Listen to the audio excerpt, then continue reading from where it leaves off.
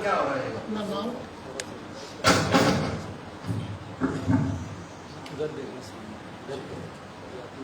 अपना नाम पूरा पता, कैसा लगा आपको जम्मू यात्रा में?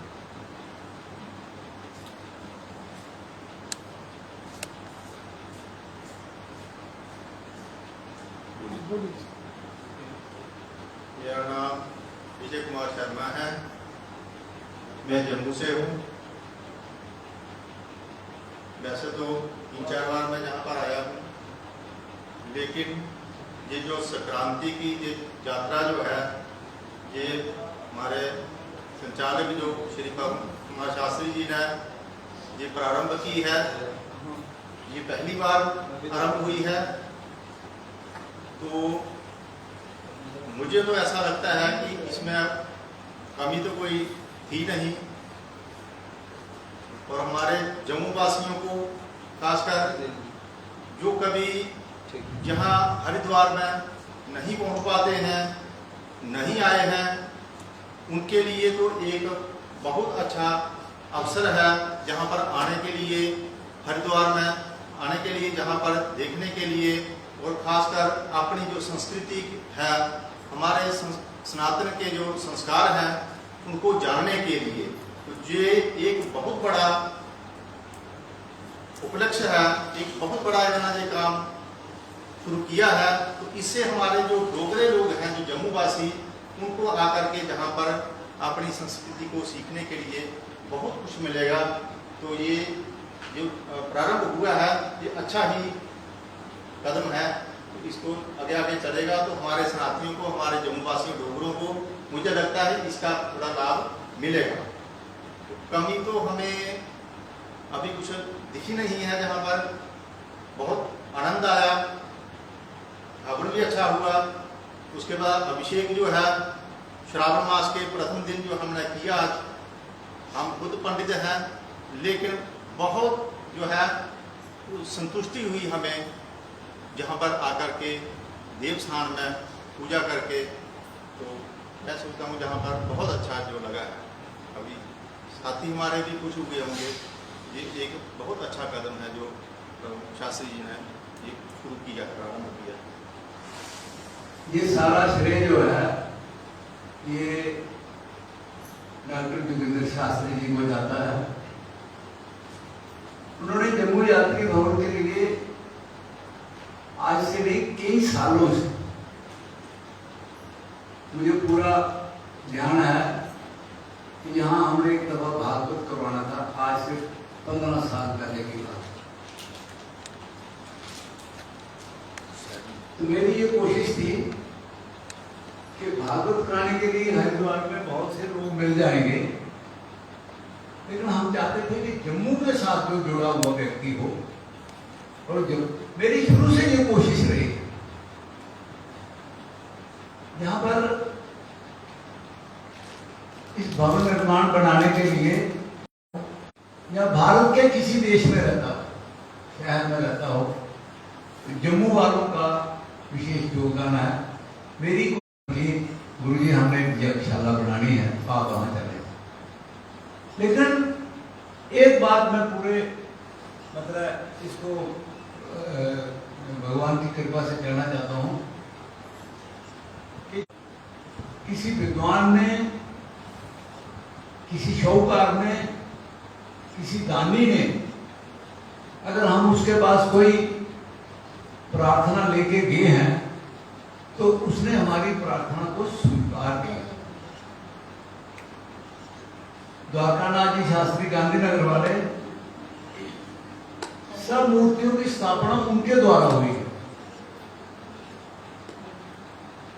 और ये नहीं है कि वो ऐसे ही एक दिन के लिए आए, 7-7 दिन, 8-8 दिन, 10-10 दिन यहाँ पर वो वहां पर रहे, और जो भी उनकी बुद्धि के अनुसार, जो उन्होंने शास्त्रों में पढ़ा था, जो उनको गुरु मुख से सीखा था, उसके आधार पर ये सारे कार्यक्रम, चाहे यज्ञशाला का निर्माण हो, बड़ वृक्ष की पूजा हो, मूर्तियों की स्थापना हो, या और भी कोई धार्मिक जो अनुष्ठान है, उसमें केवल शास्त्री जी थे बेचारे स्वर्गवास हो गए हैं, उनका भी यहाँ आगमन हुआ, उन्होंने भी यहाँ, और बहुत से विद्वान लोगों ने यहाँ पर आकर सारा ये कार्यक्रम किया है। तो मेरी हमेशा ये कोशिश रहती है, जैसे आज शास्त्री जी से बात हो रही थी, मैंने कहा ये आप रुद्राभिषेक के प्रचंड विद्वान हैं, सावन के महीने में विद्वान भी है और कर्मकांड का आपको बड़ा ज्ञात भी है, लेकिन उन्होंने भी कहा यहाँ भगवान शंकर की कृपा से हरिद्वार के विद्वानों द्वारा जो भी अनुष्ठान किया जाता है विधि विधान के बिल्कुल एकदम अंकुरित है। तो आपको ये पता है कि जब भी कोई कार्यक्रम विधि विधान से किया जाए उसका फल भी विधि विधान से मिलता है। अगर कोई कार्यक्रम किया जाए उसमें विधि विधान ना हो, भला ही हम भगवान से कह दें कि मंत्रहीनम क्रियाहीनम बुद्धिहीनम श्रेष्ठम जद पूजितम माया दे, उससे कोई लेना देना नहीं होता। लेना देना हमें मर्यादा पूरी करनी। आप घर में खाना बनाते हो, उसका एक विधि है ना, सब्जी को लाना, उसको धोना, उसको काटना, फिर बनाना। तो ये विधि विधान से अगर कोई काम नहीं है तो एक सब्जी भी ठीक ढंग से नहीं बन सकती। तो ये तो पूजा है, और पूजा क्या है? आपका विद्वान का क्या काम है? विद्वान का ये काम है जजमान का और भगवान का, जिस देवता की आप पूजा कर रहे हैं उसके साथ उसका संबंध जोड़ो। क्यों महाराज जी? यही है ना। जैसे आप कोर्ट में जाते हो, वकील का क्या काम है? आपकी बात को जज के सामने एक्सप्लेन करना कि महाराज ये हमारे प्रोफेसर साहब वकीलों को पढ़ाने वाले बैठे हुए हैं। वकील का क्या काम है? उसका यही काम है कि महाराज ये जो मेरा जिसका मैं देख कर रहा हूँ, मैं उसकी जो ये समस्या है इसको जज ने उसका निर्णय देना है। तो अगर जो पंडित है, वकील जो है, वो कमजोर होगा तो अपनी बात को नहीं समझा पाएगा, तो आपका निर्णय जो है आपकी इच्छा के अनुसार नहीं हो सकता। इसी तरीके से विद्वान पंडित, अब घरों में हम क्या करते हैं आजकल,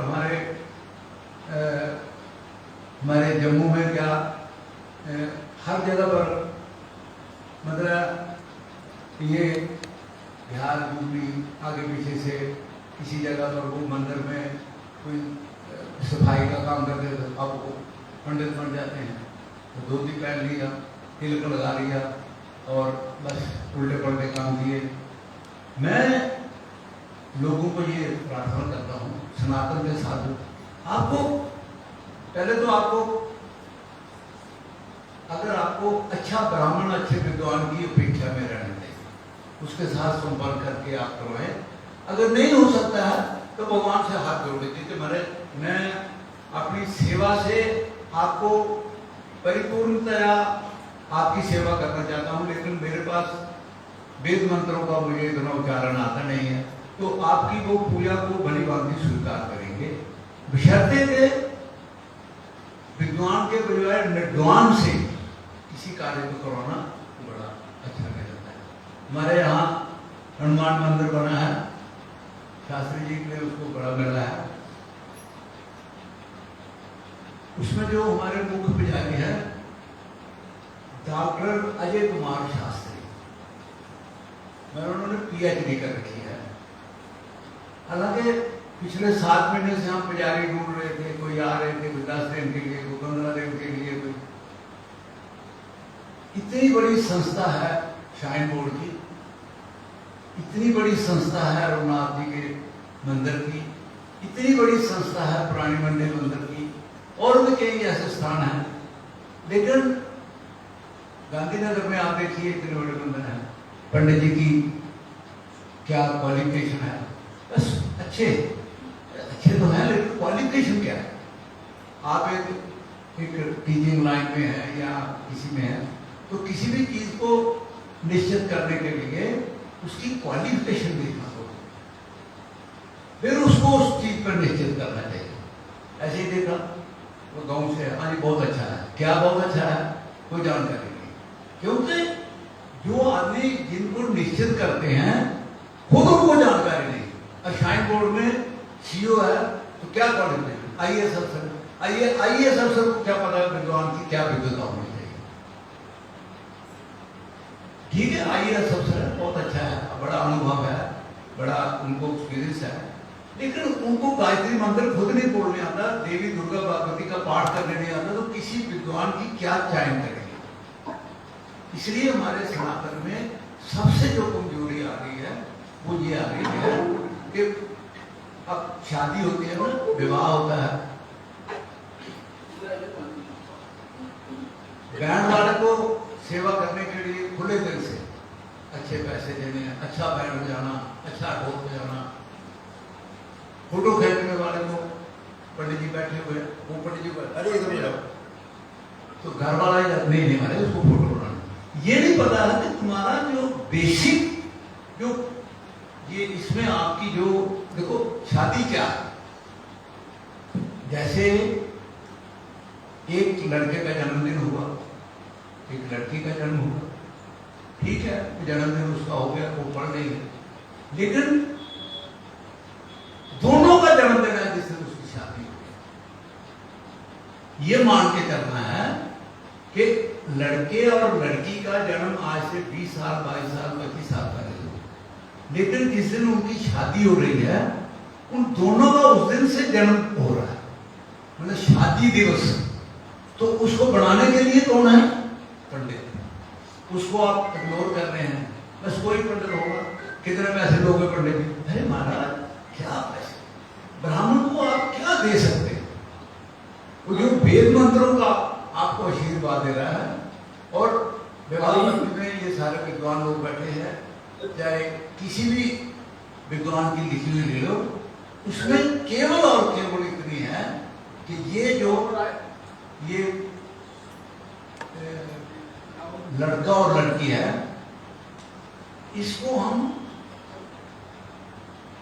एक बंधन में बांध रहे हैं, इसको लड़के और लड़की को पुरुष और स्त्री बना रहे हैं। शादी से पहले वो लड़की है, शादी के बाद वो स्त्री बन जाती है। और किसने बनाया? मंत्रों ने बनाया। ये मूर्ति पत्थर की बनी हुई है, तो इसने जीवादान किसने दिया? मंत्र ने दिया। आप किसी बड़ी दुकान पर चले हो जहां पर लाखों मूर्तियां पड़ी हो, ना आप सिर झुकाएंगे ना पीड़ा करेंगे, लेकिन जब मंदिर में एक पत्थर को उठा के विद्वान लोग उसको विधि विधान के साथ ये निश्चित कर देंगे कि ये शंकर का रूप है, तो आप हर कुछ उसके लिए करेंगे। लेकिन किया किसने? विद्वान ब्राह्मण ने। जहां पर हमारे ये बड़ी आजकल इसमें बड़ी विकृति आ गई है इस समाज में, और फिर उसके साथ क्या होता है, विद्वान को पैसे कम मिले कोई बात नहीं, ब्राह्मण को मान सम्मान मिलते हैं। आपके घर में शादी है तो फोटोग्राफर आकर कहता है पंडित जी आप ऐसे करो, हाँ हाँ पंडित जी, ये वो फोटोग्राफर कहता है भाई रुको अभी अभी संकल्प नहीं अभी, तो वो घर वाला क्या कहता है मैं कहीं जाना चाहता हूँ, तो मैं कहता हूँ मैं हम तो खैर तो आप कोई टाइम नहीं लगता, तो हम उसके वहाँ कहते हैं मैंने हम अब हमने जो अपना कार्य था कर दिया, जयमाला हो गई, अब आप फोटो से ही शादी वादी कर लो, जो भी कर रहा है, और हवन की जो है वो प्रक्रिया जो है, इनको कहो फोटो वालों को भी सीख लो, आप हवन करना भी कैसे क्या करना है, अग्नि जलानी है और करनी और बात खत्म हो गई। आपको फोटो चाहिए, आपको क्या चाहिए? एक बड़ी एल्बम चाहिए, मतलब आपको प्रदर्शित चाहिए। इसीलिए समाज में मैं सबसे ये प्रार्थना करता हूं, भगवान की पूजा करनी, और इस माध्यम से करनी। हम जैसे इन दिनों में शाखा का विधि करते हैं, सब लोग, मेरी माता ने, सब लोग शाखा का क्या प्रक्रिया है उसकी, उसको रेत को जौ में डाल के उसको पत्ते से ढांप देते हैं। क्यों ढांपते हैं? ऐसे भी रखो, लेकिन परंपरा है तो उसको डांटना। क्यों डांटना है? उसको गुप्त रखना है। अगर गुप्त रखोगे नहीं तो प्रकट नहीं होगी। आप घर में जाकर जब आप शाखा विजन करें तो एक कुंड में आप जो है वो उसको लगाना, शाखा को, उसको डांपना और दूसरे को नहीं डांपना, और फिर देखना 7 दिन के बाद उसका रिजल्ट जो बिना डांपे है वो इतनी ही रहेगी और डांपी हुई इतनी हो जाएगी। तब आपने देखा यहाँ शाखा कितनी प्रकट हुई। तो कहने का मतलब जो है कि हमको जो भी धार्मिक कार्यक्रम करना है, जितना गुप्त रूप से हो सके, जितना भी दान करना है, एक हाथ से दान करने के बाद दूसरे हाथ को पता नहीं लगना चाहिए मैंने क्या किया। और फिर दान करने के पश्चात बिल्कुल मौन रहना। मैंने फलानी जगह पर फूल दिया, मैंने फलानी जगह पर फूल लगा दिया, मैंने ये कर दिया, तो समझो आप किए हुए दान की धजी हो पा रहे। मैंने वहां पर मूर्ति लगाई, मैंने वहां पर लंगर किया, मैंने ये किया। अरे तुम्हारे लिए जिसने जो किया उसने कभी नाम लिया? मेरे शरीर के अंदर 1 करोड़ रुपए की प्रॉपर्टी है हर इंसान के अंदर। आप अपनी किडनी की कीमत लगाओ, आप अपने हाथ की कीमत लगाओ, आप अपने लीवर की कीमत दिलाओ, आप अपने अंदर जो आर्गेनिक है उनकी, आप किसी डॉक्टर को बैठे हुए यहाँ पर उनको कहो हमारी वैल्यूएशन कराओ। एक तंदुरुस्त आदमी की वैल्यू 1 करोड़ से ज्यादा है। क्या उसने बोर्ड लगाया यहाँ पर कि ये मैंने आपको एक शरीर दिया हुआ है, इसका मैं देने वाला हूं? नहीं दिया। फिर उसके पश्चात बहुत से लोग भक्ति की तरफ आएंगे तो भगवान के साथ डील करेंगे। हमारे घर में पुत्र की कमी है, धन की कमी है, महाराज आप ये कर दीजिए। तो जब मेरे पुत्र पैदा हो जाएगा तो मैं आपको यहाँ 100 ब्राह्मण की रोटी खिलाऊं। तो ये डील हुई ना। आप मेरे यहाँ सफेदी कर दो, ये दिहाड़ी वाला लगा हुआ है, ये भी तुम्हारी डील है इसके साथ। भाई तुमने ये मंदिर को सफेदी करनी है, 2000 कर देना, सारे को वाइट वॉश कर देना। तो हम नौकर के साथ, कर्मचारी के साथ जो व्यवहार करते हैं वही भगवान के साथ व्यवहार करेंगे। तो क्या उचित है? क्या ये उचित है? ठीक है, भगवान हमने अंतर्यामी उसको कहते हैं। और अंतर्यामी कौन है? जो हमारी अंतरात्मा की बात को समझता है। हमें अगर कोई कष्ट है तो हमारा वो फिर अंतर्यामी क्या होगा? फिर उसको अपने अंतर्यामी कहना ही चाहिए। वो हमारी अंदर की बात को जो समझता है वो अंतर्यामी। जैसे मां होती है, जब तक बच्चा बोलने के काबिल नहीं होता, जब तक बच्चा कुछ कहने के योग्य नहीं होता, तो मां सब सुनेगी। इसको अब सर्दी लग गई है, इसको भूख लग गई है, इसको फलाना हो गया है, मां समय देखेगा। इसी प्रकार से जो हमारा परम पिता परमात्मा है वो सब समझता है कि मैंने 84 लाख जोनी से इस व्यक्ति को इंसान की जोनी देकर भारतवर्ष में अच्छे विद्वान घर में जन्म दिया है। ये तो फाइल सारी उसके पास है। कोई ये बताए कि किसी ने ये गारंटी लिया कि मैंने, मेरा बाप ये होना चाहिए, ये मेरी माँ होनी चाहिए, किसी को और किसी माँ बाप को ये पता नहीं कि ये मेरा बेटा होना चाहिए, ये मेरी बेटी होनी चाहिए। वो प्रभु भेज रहा है ना, उसने भेजा है ना, उसी पर निर्भर रहना चाहिए। उसी पर निर्भर रहने से हमारी सारी चिंताएं जो है, बहुत से शास्त्र हैं, बहुत से ग्रंथ हैं,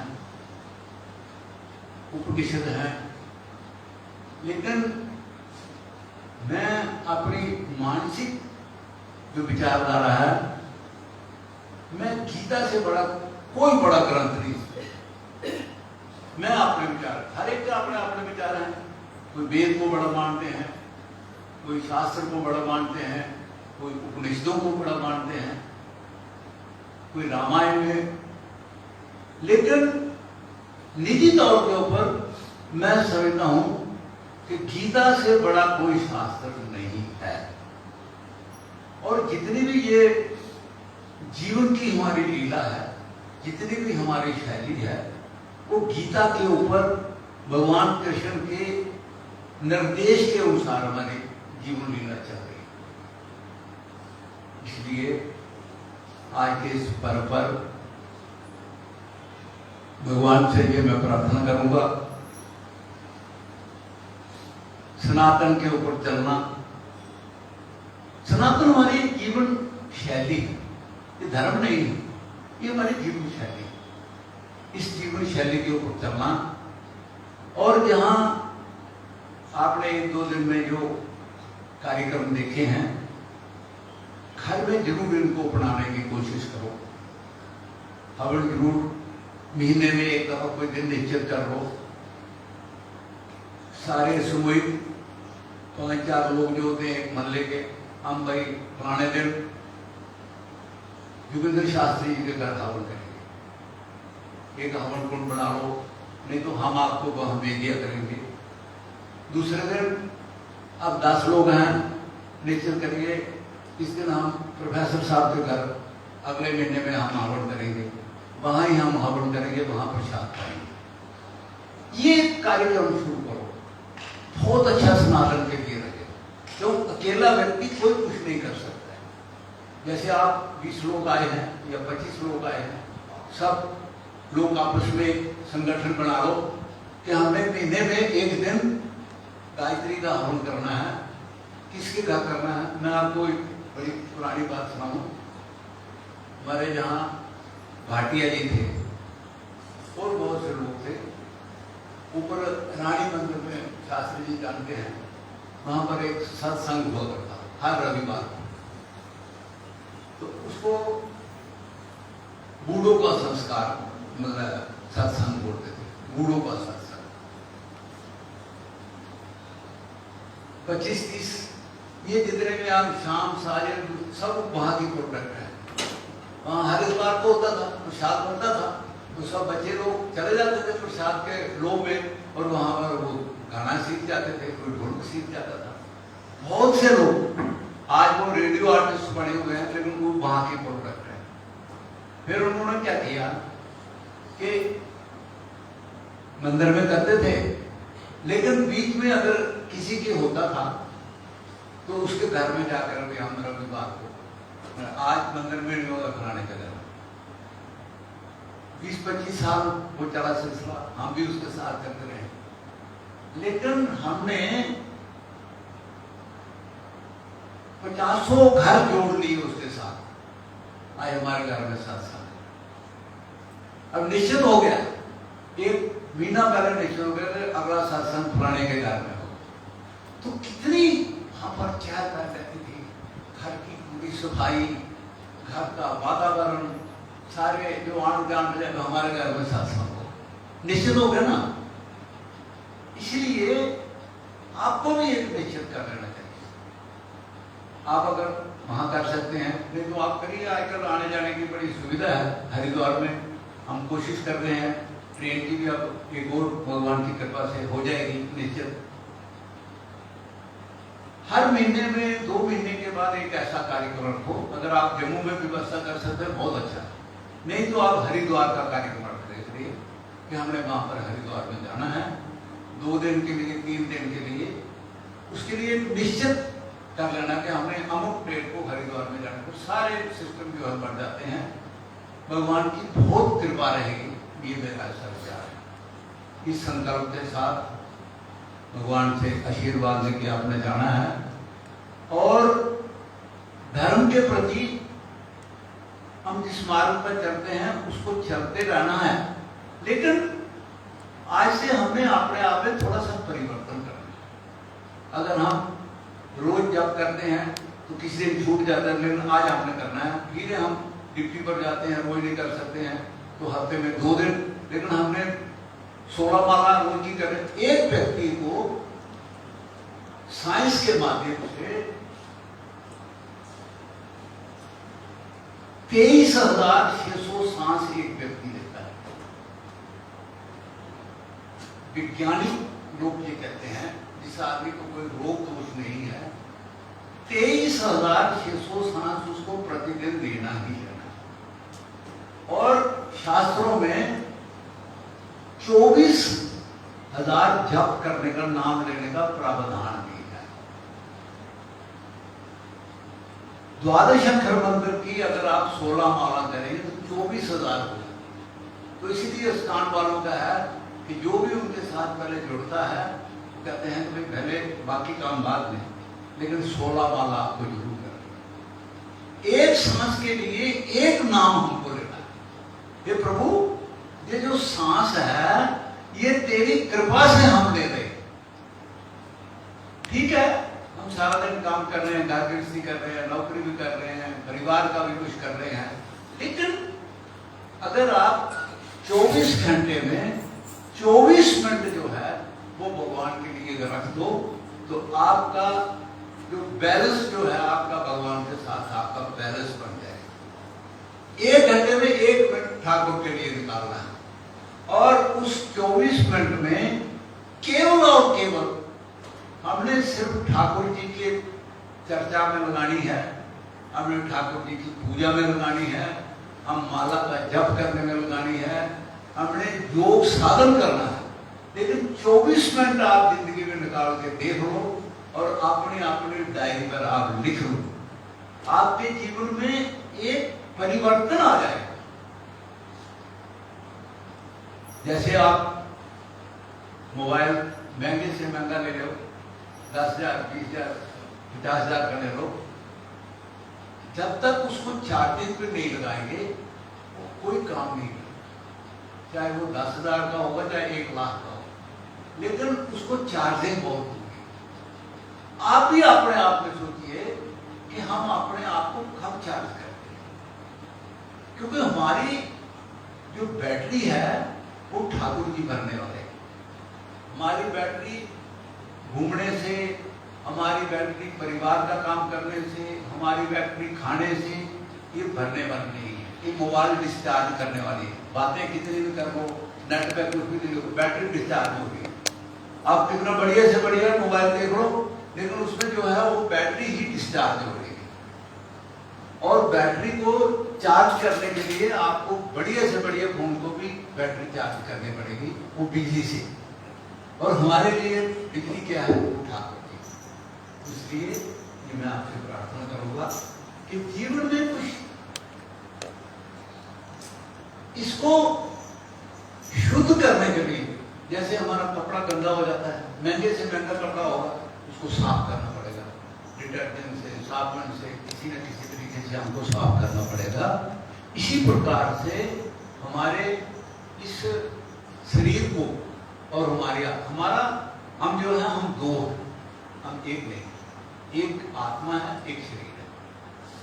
शरीर नाशवान है, आत्मा नित्य है। ये शास्त्र ने गीता में कहा है, मेरा तो कोई इसमें है नहीं, लेकिन हमने अच्छा कपड़ा पहनना, अच्छी मालिश की, शरीर को अच्छा डेकोरेट करके रखा, ये शरीर की सुरक्षिता है। हमने कपड़ा पहनना तो किस लिए पहना है? शरीर की सुरक्षिता के लिए। गर्म कपड़ा पहनते हैं, ठंडी नहीं करनी चाहिए, शरीर की सुरक्षिता है। लेकिन ये भी हमको सोचना है कि हमने अपनी जो अंतरात्मा है उसको सुरक्षित करने के लिए हमने क्या किया। उसके लिए आपको दान, तप और जप, ये उसकी खुराक है। आत्मा की खुराक क्या है? शरीर की खुराक रोटी खाना, इसको नहलाना, अच्छा कपड़ा पहनना और सर्दी गर्मी से बचाना, ये शरीर की सुरक्षिता है। और आत्मा की सुरक्षिता क्या है? जप, दान और तप। जब तक आप नहीं करोगे तो आपका जो आत्मा है वो अनबैलेंस हो जाएगी, अपभ्रंश हो जाएगी। और ये शरीर चंद दिनों का हमारे पास मेहमान है, हम इसको इतना खूबसूरती से रखते हैं, क्रीम भी लगाते हैं, मालिश भी करते हैं, अच्छा कपड़ा भी पहनते हैं, ये नाशवान है। नित्य जो है वो आत्मा है। हमको शरीर की खुराक के साथ साथ आत्मा की खुराक को खाना बहुत जरूरी है। वो केवल मात्र योग से, दान से, तप से मिलेगी आप। अदरवाइज उसके लिए कोई और उपाय नहीं है, कोई साधन नहीं है। स्वाध्याय करना, गीता का पाठ करना, गरीबों की मदद करना, ये सब हमारी आत्मा की खुराक है। इसलिए मैं ज्यादा समय नहीं लेता हूँ, बाकी भी लोगों के विचार लेने हैं, लेकिन जो भी मेरे विचार में आया, यहाँ पे भाई बैठे हुए हैं, सब में चर्चा होनी चाहिए। और ये जो हरिद्वार का स्थान है, ये चर्चा करने का ही स्थान है, इसमें और कोई देश नहीं है। यहाँ पर रहने की फैसिलिटी होनी चाहिए, बहुत अच्छी बात है। खाने की फैसिलिटी होनी चाहिए, बहुत अच्छी। मुझे कई लोग कहते हैं कि अभी हम इसको थोड़ा सा, आपने देखा होगा सारी बिल्डिंग की रेनोवेशन चल रही है। 15 साल पहले, 20 साल पहले ये भवन बना था, तो मैंने मैनेजर साहब को कहा कि भाई देखो इसको अब रेनोवेट करो।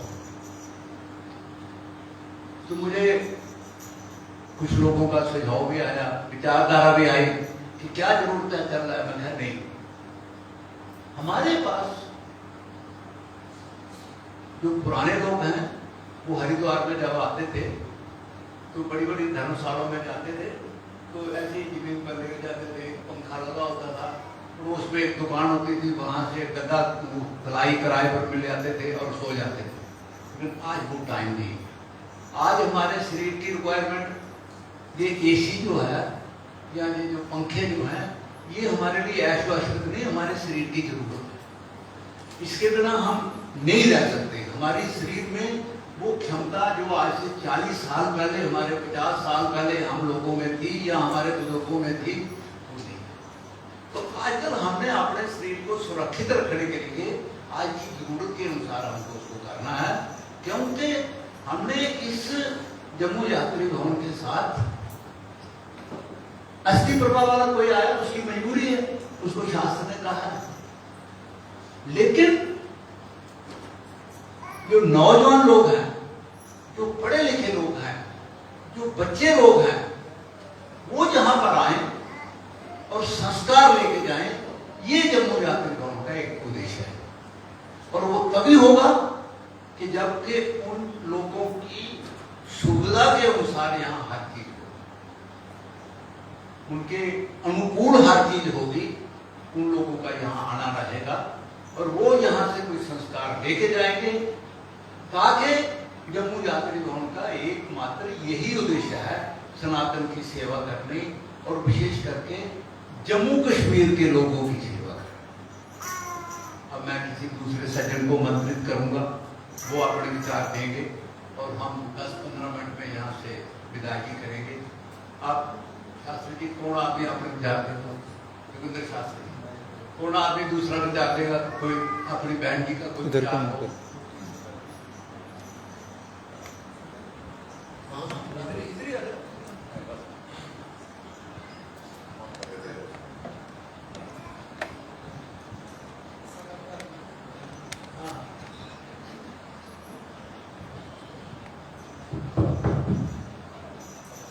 सबसे पहले मैं यहाँ भगवान के चरणों में बैठे हैं हम, और साक्षात यहाँ भगवान विराजमान है, तो मैं उनके चरणों में प्रणाम करता हूँ।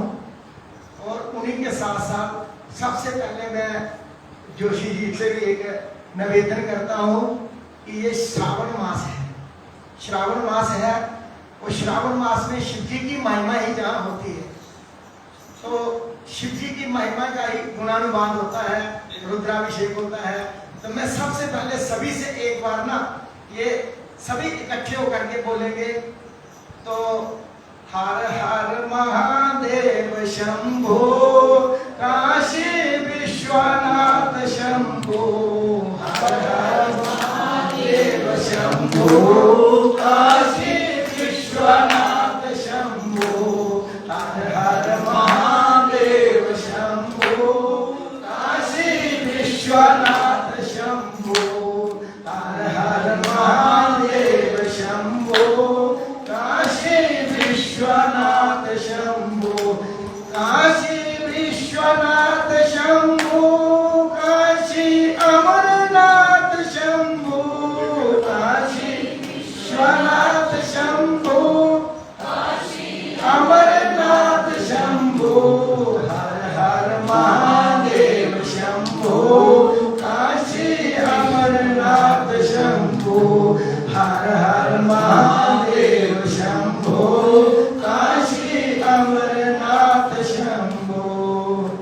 मैं सबसे पहले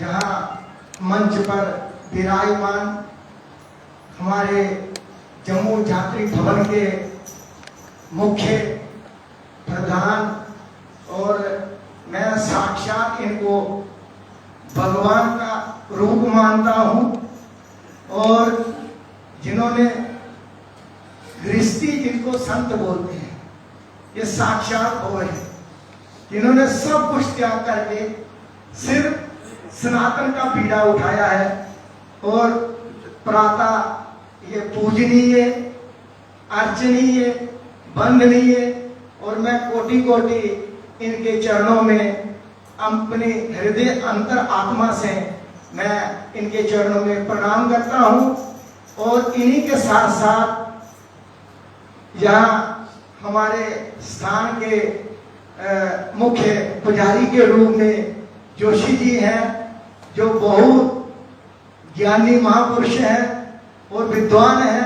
हम तो इनके आगे कुछ नहीं है तो इनके चरणों में भी मैं कोटि कोटि प्रणाम करता हूं और इन्हीं के साथ साथ जो जम्मू यात्री भवन की सारी व्यवस्था को सुचारू रूप से चलाने वाले हैं प्रधान जी के बिना भी हमारे मैनेजर श्याम सिंह जी को भी मैं बहुत बहुत प्रणाम और इनको अपनी तरफ से शुभकामनाएं भी देता हूं जे तन मन और धन से ये जम्मू यात्री भवन को इन्होंने समर्पण करके रखा हुआ है और इन्हीं के साथ साथ हमारे जम्मू में लाइव देख रहे हैं महामंत्री के रूप में जीडी शर्मा जी और कैशियर के रूप में भी और इनके चरणों में भी मैं कोटि कोटि प्रणाम करता हूं जिन्होंने दिन रात निरंतर अथक प्रयास करते हुए और हमारे प्रधान जी के साथ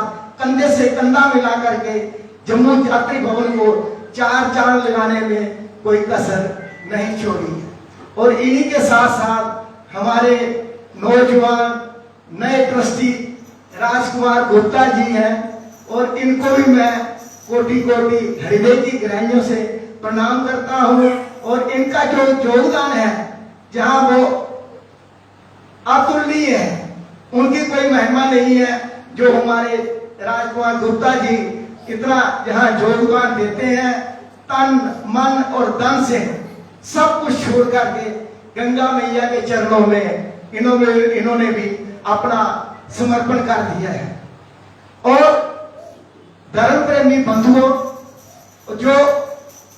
जो हमारे साथ आए हैं मेरे साथ नहीं आए हैं ये इन्हीं का आदेश था तो मैंने इन्हीं के आदेश को आगे बढ़ाया इन्हीं के आदेश का पालन करते हुए आप लोगों को कष्ट दिया तो हमारा कष्ट यही था कि आप लोग सनातन के साथ जुड़े सनातन के साथ थोड़ा परिचय हो बहुत से लोग मेरे साथ जुड़े हैं सदस्य बने भी हैं मेंबर भी बने हैं मगर जम्मू यात्री भवन नहीं देखा तो बहुत से लोगों की प्रतिक्रिया भी आई है कि जम्मू यात्री भवन जैसा कोई ऐसी जगह नहीं है और मैं एक और बात आपको बता देता हूं कि पूरे हरिद्वार में जो व्यवस्था जहां हमारे प्रधान जी ने जम्मू यात्री भवन में करके रखी है वो पूरे हरिद्वार में कहीं नहीं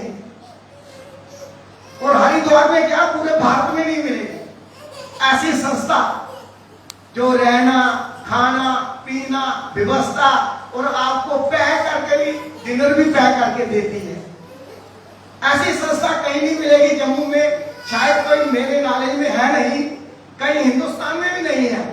आप वहां से आ रहे हैं, सूचना जम्मू में जहां पहुंच जाती है, कोई जम्मू से आ रहा है तो इन्होंने गाड़ी डोनेट की हुई है 15 साल पहले अपने माता पिता के उनके नाम की, तो वो रेलवे स्टेशन जाने लेने चली जाती है और छोड़ने भी चली जाती है। तो शाम को रोटी की परेशानी ना हो हमारे यात्री को, तो वो भी पैक करके दे देते हैं। तो ऐसी सुविधा पूरे हरिद्वार में कहीं नहीं है। और इसी के साथ साथ मैं थोड़ा आपको ये बताना चाहता हूं कि जब इंसान मां के गर्भों में होता है तो जन्म लेता है, तो 3 प्रकार के ऋण होते हैं।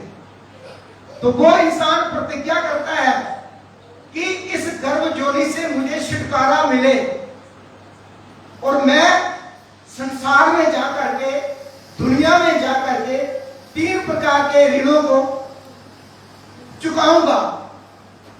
देव ऋण, ऋषि ऋण, पितृ ऋण। और देव ऋण क्या है? हम देवताओं की पूजा करें, पाठ करें, जैसे इधर जम्मू झात्री भवन में मोक्ष वगैरह होते हैं, भोग, एकादशी, पूर्णमासी, मत्स्या, जितने भी किस्म के उद्यापन है, वो जहां पूरी व्यवस्था है।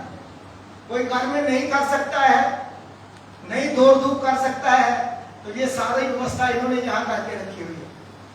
तो ये देव ऋण होते हैं, भगवान का नाम लेना, तीर्थों में स्नान करना। और पितृ ऋण क्या होते हैं? जहां पितृ ऋण के लिए भी श्राद्ध जब आते हैं तो 1100-1500 में कहीं श्राद्ध नहीं हो सकता। तो हम लोग डोगरियों की परंपरा क्या है, या कहीं भी परंपरा आजकल, क्योंकि सनातन सारा लुप्त हो रहा है, तो क्या करते हैं हम लोग, 2-4 किसी कोई मिल गया तो रोटी खिला देते हैं, तो खाने वाला तो आता नहीं है, फिर भी क्या करते हैं, घर में पहुंचा देते हैं उनके घर में, तो चाहे वो कुत्ते को डाले, ये नहीं पता वो खा रहा है या नहीं खा रहा है। तो इन्होंने वो भी व्यवस्था जहां की हुई है कि आप जम्मू में बैठे हैं, किसी अपने पितर का, बुजुर्ग का श्राद्ध करना है, तो जहां सिर्फ 1500 की पर्ची कटवा दीजिए, जहां किसी को मैसेज कर दीजिए, तो आपका पितरों का श्राद्ध और पिंडदान भी जहां गंगा के किनारे होगा। तो गंगा के किनारे पिंडदान करना बहुत बड़ा पुण्य है और पितर भी प्रसन्न होते हैं। वो तो ऋषि ऋण क्या है? ऋषि ऋण तीसरा जो है, हम अपनी संतान को उत्पन्न करते हैं, वो संतान को ऐसे योग्य बनाए, ऐसे कर्मठ बनाए, ऐसे शक्तिशाली बनाए, ऐसे बुद्धिमान बनाए, जो समाज के काम करें और दूसरों की हेल्प करे, दूसरों की सहायता करे और अच्छा सिटीजन बनाए, अच्छा नागरिक बनाए। ये नहीं व्यसनों में व्यस्त रहे और अच्छी सोसाइटी के साथ, अच्छी कहीं संस्था के साथ, अच्छे संस्कारों के साथ उसको पालित भी करे और पोषित भी करे। ये है। और इसी के साथ साथ हमारा एक पुरुषार्थ चतुष्टय होता है। जब इंसान सृष्टि में आया है तो उसको शास्त्र में लिखा है धर्म, अर्थ, काम और मोक्ष, इनका पालन करना चाहिए गृहस्थी को। धर्म क्या है? जैसे विद्यार्थी है तो विद्यार्थी का धर्म है जो गुरु ने दिखाया है, टीचर ने दिखाया है, उसका पालन करना, उसको भली भांति अंडरस्टैंड करना, उसको भली भांति समझना, उसका धर्म है। माँ बाप का धर्म क्या है? उसको जो यथा योग्य, जो भी आपसे उचित हो, जो आप देने योग्य है, उसको सारी सुविधाएं प्रोवाइड करना। क्यों? वो अच्छा विद्यार्थी बने, अच्छा शास्त्र, हमारा समाज में अच्छा बच्चा बने, जो अच्छा नेतृत्व कर सके और हमारे संस्कार उसमें जाए। धर्म हो गया। धर्म जैसे हमारे इन्होंने प्रधान जी ने बताया भी है, धर्म एक हमारी शैली है। धर्म क्या होता है कि अपनी ड्यूटी है, ड्यूटी इज ब्यूटी। कर्म ही धर्म है, धर्म ही कर्म है कहते हैं। और धर्म और अर्थ, देखो ना, जब आदमी पढ़ लिख जाता है, योग्य बन जाता है, कोई डॉक्टर बन जाता है, कोई इंजीनियर बन जाता है, तो उसके बाद किसकी प्राप्ति करता है? अर्थ की। अर्थ के, देखो अर्थ के बिना कुछ नहीं हो सकता आज के जमाने में, कल युग में। अब ये देखो इतना बड़ा भव्य जम्मू यात्री भवन बना है, तो पैसे के बिना थोड़ा बना है, कोई एक ईंट भी नहीं मिलती बिना पैसे के। तो फिर वो अर्थ की प्राप्ति करता है। फिर अर्थ के मतलब हो गया कि उसके योग्य बन गया, उसको व्यवसाय मिल गया, व्यवसाय करेगा, नौकरी करेगा, जो भी करेगा। ये धर्म, अर्थ, काम, गृहस्थी को, अपने संतान को उत्पन्न करके वो अच्छी शिक्षा देना और अच्छे संस्कारों से पालन करना, पोषित करना, और हमारा गोत्र बढ़े, हमारा वंश बढ़े। और मोक्ष क्या है? हम धर्म के कार्य करें। क्यों? जब हमारे बच्चे बड़े हो जाते हैं, बच्चे घर गृहस्थी संभाल लेते हैं, तो हमारा कुछ कर्तव्य बनता है, समाज के लिए हम कुछ करें। जैसे हमारे प्रधान जी दिन रात लगे रहते हैं, हम इनके पास जाते हैं तो और कोई बात नहीं करेंगे स्वाय धर्म की चर्चा के लिए। तो मैं तो इनको बोलता हूं गृहस्थी संत है, इनको क्या है, किसकी वो है, किसके लिए उन्हें करना है? इनको भगवान ने इतना कुछ दिया है, तो इनको कोई वो नहीं है। तो लोग क्या करते हैं? लोग क्या करते हैं कि मैं कहता हूं मोक्ष ऐसे मिलता है, हम भगवान की पूजा करें, अच्छी संस्था के साथ जुड़े, अच्छा दान करें, जो यथाशक्ति परोपकार करें, पुण्य के कार्य करें। हमारे शास्त्र है, जैसे हमारे देखिए 4 वेद हैं, 4 वेद हैं, 6 शास्त्र हैं, 18 महापुराण हैं और 30 जो है उपपुराण है, जिसमें से गीता भी है, भागवत पुराण भी है। तो उनमें क्या लिखा हुआ है? उनमें ये लिखा हुआ है, गृहस्थ आश्रम में रहते हुए अष्टदश प्राणेषु व्यासस्य वचनद्वयम् प्रोपकाराय पुण्याय पापाय परपीडनम्। सारे शास्त्रों का निचोड़ है, परोपकार करो, पुण्य के कार्य करो, परपीडनम्, दूसरे की पीड़ा का हरण करने की कोशिश करो। दूसरे की पीड़ा है, दूसरे को कष्ट है, उसको कोई किसी की चीज की जरूरत है तो उसका वो करो, सहयोग करो। परोपकाराय परपीडनम्। और जितने भी पुण्य के कार्य हैं कोशिश करनी चाहिए अपने गृहस्थ आश्रम में रहते हुए कुछ ना कुछ अपने हाथों से करना चाहिए। अब कोई 100 रुपया कमाता है दिहाड़ी का, तो कभी कोई दान करना चाहता है तो 10 रुपए दान कर देना, उसके लिए बहुत बड़ा दान है। जो करोड़पति है, अरबपति है, वो 100 रुपया निकाल लेते, भगवान कहते हैं वो नहीं स्वीकार होता है। अपनी पूंजी से, शास्त्रों में 10वां हिस्सा लिखा हुआ है दान करना। तो मेरा कहने का मतलब है, घड़ी का पता नहीं है इंसान को। हम इंसान की जोनी आए हैं, तो इंसान की जोनी इतनी उत्तम है, क्यों? पूर्व जन्म कृतम कर्म तद्दैमिति कथ्यते। हमने पिछले जन्म के बहुत अच्छे कर्म किए थे जो हम इंसान की जोनी आए। ना हमें प्रभु ने कुत्ता बनाया, ना हमें प्रभु ने बिल्ली बनाई, ना हमें प्रभु ने घोड़ा बनाया, ना हमें प्रभु ने हाथी बनाया। देखो इंसान की जोनी आई है। और एक बात और है, 84 लाख जोनियों में जितनी भी बाकी जोनियां हैं वो सिर्फ भोगने के लिए आई है। इंसान ही है जो अच्छे और बुरे विचारों का पालन कर सकता है, ज्ञान रखता है, अच्छा क्या है, बुरा क्या है, और किस रास्ते पे हम चलेंगे तो हम सफल होंगे, हमें सफलता मिलेगी।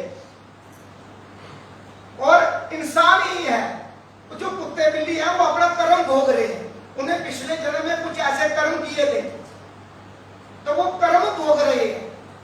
तो इंसान को क्या करना है, जब तक जीवन है, सांस है, जैसे अभी प्रधान जी कह रहे थे कि हमें प्रभु के साथ जुड़े रहना है। जितना जुड़ोगे यही हमारे साथ जाता है। मनसा वाचा कर्मणा, 3 प्रकार के कर्म होते हैं। आदमी एक भी क्षण कर्म किए बिना नहीं रह सकता, एक भी क्षण। अब मन में मैं सोचूंगा, ये करूंगा, वो करूंगा, किसी ने मुझे ये कहा, किसी ने मुझे ये कहा, उसके विपरीत मैं उसको ये आंसर दूंगा, उसके ये करूंगा, ये भी कर्म है। ये कर्म करते रहना। वाणी से ही हम किसी का अपशब्द किसी को बोल देंगे, गुस्से से बोल देंगे, तो जो ये क्या है, ये भी कर्म है। मनसा वाचा कर्मणा। तो हम यदि अच्छे कर्म करेंगे, अच्छा काम करेंगे, अच्छी संस्था के साथ जुड़ेंगे, सहयोग करेंगे, धर्म का कार्य करेंगे, तो ये सबसे बड़ा उत्तम कार्य है। ये 3 प्रकार के कर्म होते हैं। और फिर शास्त्रों में एक और बताया गया है। देखिए शास्त्रों में, अब आप समय बहुत हो रहा है, मैं माफी चाहता हूं, कि शास्त्रों में बताया है, अब बुरा मत बनाना, कि एक दिन के शरीर है, जैसे हमारे प्रधान जी ने कहा अभी, ये नाश्वर है, शरीर भी है और आत्मा भी है। देखो आत्मा चली जाती है, शरीर तो वहां रहता है, कौन ले जाता है? तो लोग बोलते उठाओ उठाओ उठाओ, ले जाओ शमशान घाट में, जल्दी करो जल्दी करो। इसका मतलब कोई ना कोई चीज थी उसके बीच में जो उसके शरीर को चला रही थी, कोई ना कोई ऐसी शक्ति थी वो उसके शरीर को चला रही थी, उससे अच्छा भी करवा रही थी, बुरा भी करवा रही थी। तो गरुड़ पुराण में क्या लिखा है?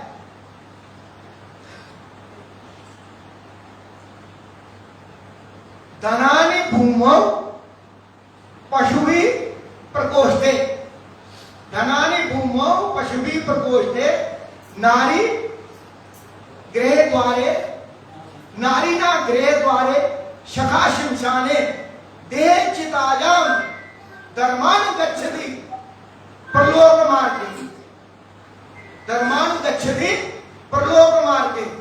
देखिए क्या लिखा हुआ है शास्त्र में। इंसान धनानि भूमौ, पहले देखिए बैंक नहीं होते थे, आजकल क्या है, बैंक है, एफडीआर बनी हुई है, बैंक बैलेंस बना हुआ है, इंश्योर किया हुआ है ना। तो मगर साथ में तो कुछ नहीं ना जाता, है ना, साथ में कुछ नहीं जाएगा। धनानि भूमौ, पहले जमाने में क्या होता था, जो धन होता था वो जब अंत समय आता था तो कहां चला, धन जाता है साथ में, जाता है नहीं जाता है। धनानि भूमौ, वो वहां ही रह जाता है। पहले हमारे बुजुर्ग करते थे, कोई गाड़ जमीन में गाड़ देता था, कोई कहीं गाड़ देता था, है ना। धनानि भूमौ, अंत समय में धन वहां ही रह जाता है, चाहे जितना मर्जी जोड़ लो, चाहे छल से जोड़ो, कपट से जोड़ो, झूठ से जोड़ो, अपनी जिस पोस्ट के ऊपर हो उससे जोड़ो, है ना। तो जो भी काम किया हुआ है, धनानि भूमौ पशुभिः प्रकोष्ठे। पहले और गाड़ियां शाड़ियां प्रॉपर्टियां वगैरह नहीं होती थी, धन क्या होता था, साथ में पशु होते थे, वो पशु भी वहां रहते थे प्रकोष्ठे, मैंने जहां बांधने का स्थान होता है, पशु भी वहां रह जाते थे। धनानि भूमौ पशुभिः प्रकोष्ठे, नारीना गृह द्वारे। जैसे पति पत्नी का बहुत प्रेम होता है, बहुत प्रेम होता है, एक के बिना एक रोटी नहीं खा सकते।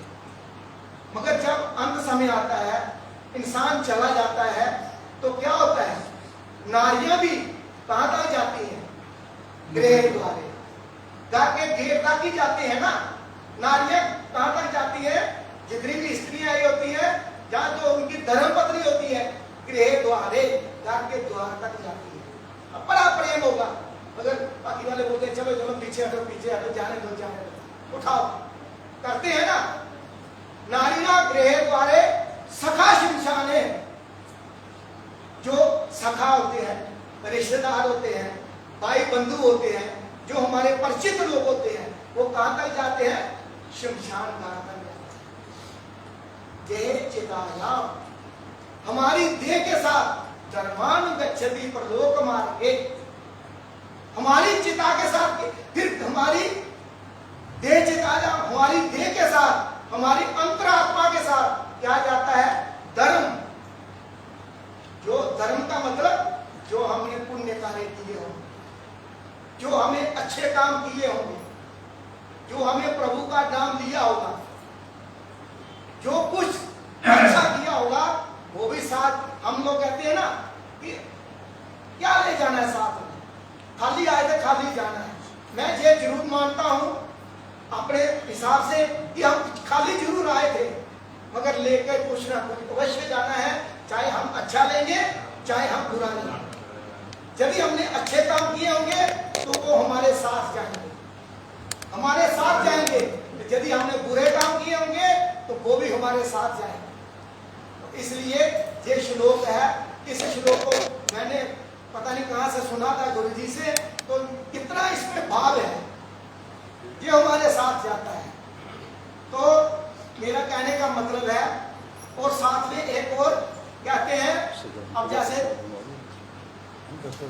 तीर्थ स्थान में आते हैं ना लोग, तो मैं ये कहता हूं कि कहते हैं अन्य क्षेत्रे कृतं पापम तीर्थ क्षेत्रे विनश्यति, तीर्थ क्षेत्रे कृतं पापम वज्रमेव विनश्यति।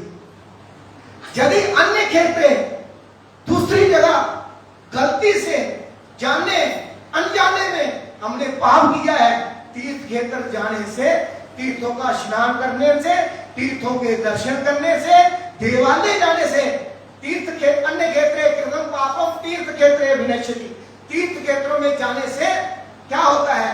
वो हमारा पाप, जैसे हम कपड़े साबुन से धोते हैं साफ हो जाते हैं, वो तीर्थ क्षेत्र में क्या होता है? जाने से वो पाप हमारा गलती से जाने और अनजाने में हुआ हो, वो उसका विनाश हो जाता है, वो पाप जो है नष्ट हो जाता है।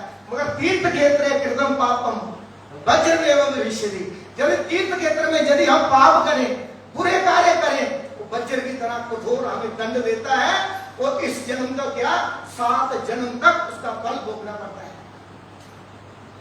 तो कहने का मतलब है हमें क्या करना चाहिए? साथ में क्या जाता है? हाथ से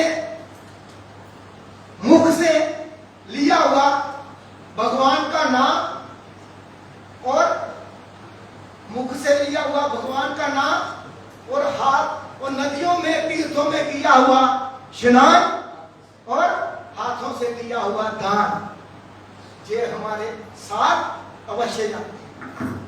मुख से लिया हुआ प्रभु का नाम, तीर्थों का किया हुआ स्नान, और हाथ से दिया हुआ दान, ये हमारे साथ अवश्य जाते हैं। और एक अंत में मैं अपनी वाणी को, बड़ा समय हो गया तो है बहुत कुछ है सुनाने को, मगर समय नहीं है, तो मैं एक और सुना कहता हूं। शास्त्रों में क्या लिखा हुआ है? हमें 100 काम छोड़ करके शरीर के लिए, शरीर की ऊर्जा के लिए, शरीर की शक्ति के लिए, और शरीर को ऊर्जावान के लिए है 100 काम छोड़ करके हमें भोजन करना चाहिए पहले। क्यों? हमारा शरीर सुचारू रूप से चलता रहे।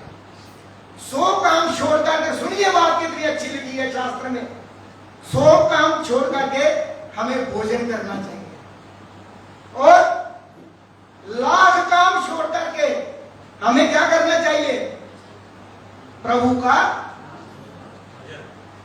नहीं, 1000 काम छोड़ करके हमें शरीर की स्वस्थ रखने के लिए, स्वच्छ रखने के लिए स्नान करना चाहिए। 100 काम छोड़ करके हमें भोजन करना चाहिए, 1000 काम छोड़ करके शरीर की स्वच्छता के लिए हमें स्नान करना चाहिए। और शास्त्रों में लिखा हुआ है लाख काम छोड़ करके हमें प्रभु का नाम लेना चाहिए। लाखों काम छोड़ करके हमें प्रभु का भजन करना चाहिए, और करोड़ों काम छोड़ करके भगवान के निमित्त दान करना चाहिए। आप खुद सोचिए अच्छा क्या है? ये शास्त्रों का प्रमाण है, शास्त्रों का प्रमाण करके भोजन करना चाहिए, 1000 काम छोड़ करके स्नान करना चाहिए, लाख काम छोड़ करके प्रभु का नाम लेना चाहिए, और करोड़ों काम छोड़ करके इस जीवन में रहते हुए हमें भगवान के निमित्त पूजा पाठ तो करना ही करना है और दान भी अवश्य करना चाहिए। अंत में मैं आप सभी से विदा लेते हुए, और आप आए और इन्हीं के मार्गदर्शन है, और इन्होंने क्या किया हुआ है, प्रतिज्ञा की है 1008 यात्रियों को गंगा स्नान करवाना है, मगर उनको करवाना है जो कभी हरिद्वार में किए नहीं। तो कुछ लोग हैं हमारे नहीं किए हैं, तो जम्मू यात्री बाबू ने तो सारे ही पहली बार आए हैं। तो यदि हमारे कारण या मेरे कारण किसी को असुविधा हुई हो, किसी को जहां आने का कष्ट हुआ हो, तो मैं आप सभी से क्षमा प्रार्थी हूं। और हमारा यही उद्देश्य है कि हम अपने बच्चों को सनातन के साथ जोड़ें। देखो अन्य धर्मों में बड़े बड़े कार्यक्रम होते हैं, मदरसे होते हैं, उनके केंद्र होते हैं, उनको स्टडी केंद्र होते हैं, उनको शिक्षा दी जाती है। हमारे धर्म में ऐसा नहीं है। तो मैं ये कहता हूँ, हमारे गुरुजी कहते थे कि कभी भी घूमने जाना है, जैसे कल हमारे प्रधान जी कह रहे थे पत्रिका के क्या मिला, शिमला चले गए क्या मिला, कुछ मिला नहीं मिला, लाखों रुपए खर्च कर दिए, प्लेट भी पता नहीं कितनी गंदी थी, पानी भी पता नहीं कितना गंदा था।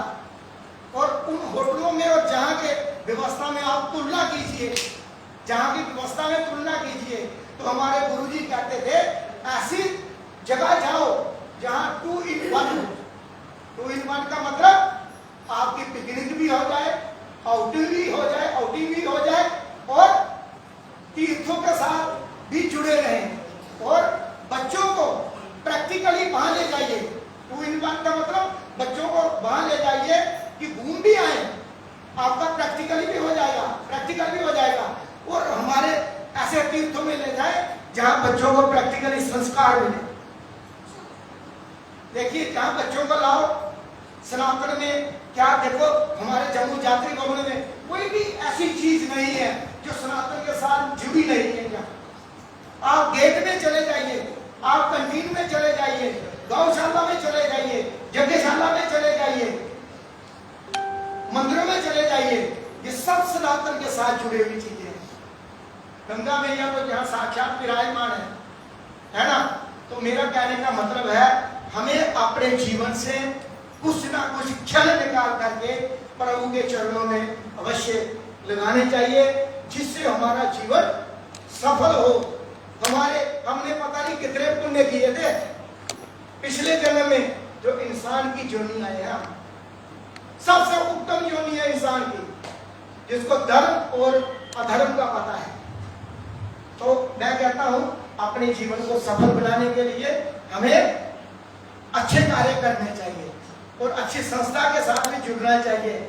और मेरे मन में एक और विचार आया, प्रधान जी से मेरा अनुरोध भी है कि कभी कभी ऐसा जैसे छुट्टियां पड़ती हैं, तो मैं चाहता हूं कि 5 दिन 7 दिन 10 दिन हमारे सनातन के साथ लोग जुड़े हुए हैं, उनके छोटे बच्चों का जहां कोई कार्यक्रम हो, तो बच्चों को भी हम आने वाली पीढ़ी को, वो हमारा भविष्य है, हमारा फ्यूचर है, तो उनको भी हम सनातन के बारे में 8-10 दिन जहाँ रखें, हफ्ता रखें, उनको हवन करवाएं, उनको थोड़ा सा प्रवचन करें और प्ले वे मेथड की तरह उनको छोटे छोटे टिप्स दे करके हम अपने सनातन के साथ जोड़ें।